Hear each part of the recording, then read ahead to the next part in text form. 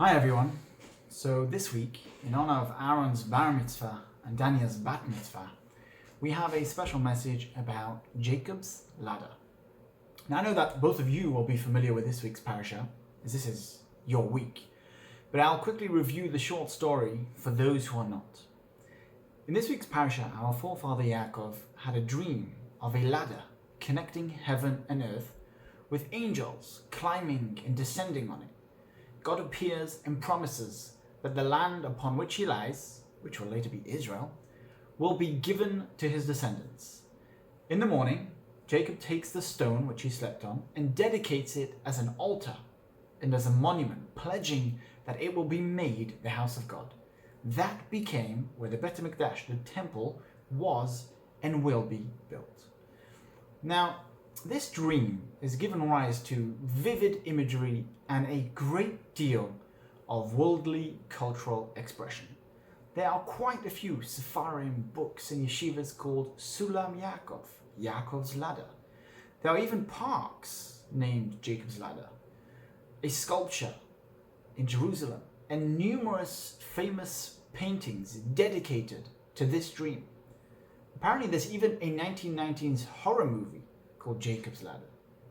So my question is, what is all this fuss about? Why does a fairly innocuous story that takes up a few pesukim of the Torah play such a large role in world cultural expression? And more importantly, what are we supposed to learn from these verses? Perhaps the most resounding explanation is the one brought in the Medrash and quoted by the Maharal. He explains that the situation in the dream was a representation of when we received the Torah, Matan Torah. This is why the Hebrew words Sulam, ladder, and Sinai, where we were given the Torah, have the same numerical value of 130. God is positioned at the top of the ladder, and the angels, who represent Moshe and Aaron, are transmitting the word of Hashem to the people. Thus, the Torah is a bridge from Hashem to earth. This ladder comes to define the relationship between God and man, between heaven and earth, and between the physical and the spiritual worlds. It is also the key of how to elevate what we have here below and to simultaneously pull down what is above. And that, in a nutshell, captures the mechanism of a mitzvah.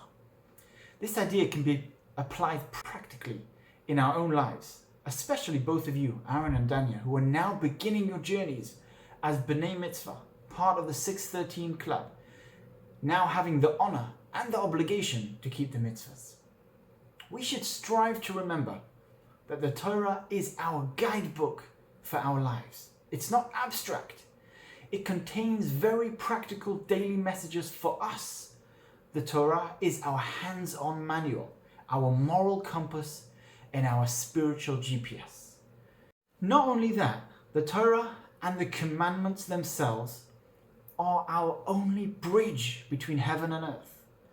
Mitzvah observance is the only way to make a spiritual connection in our lives and uplifts us from regular mundane existence.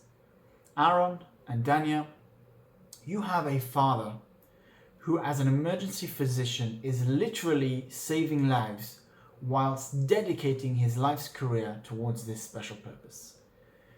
We have seen and heard about your mother's dedication to both her Judaism and her family.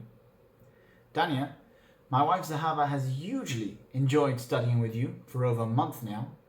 She tells me about how great you are socially and also that you play soccer.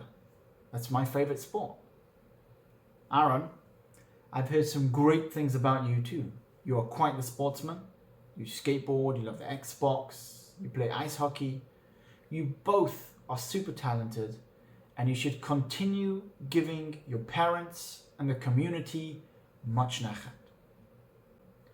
I have heard about how much you both put in behind the scenes in preparation for your bar and bat mitzvahs. Your true dedication is an incredible, inspiring thing. on behalf of all of us who so desperately want to be in Charleston, celebrating this momentous occasion with you all, I wish the bar mitzvah boy, the bat mitzvah girl, Wade, Diana, and your entire family an amazing Shabbat and a hearty Mazel Tov, and I will look forward to seeing you all continue climbing your spiritual ladder.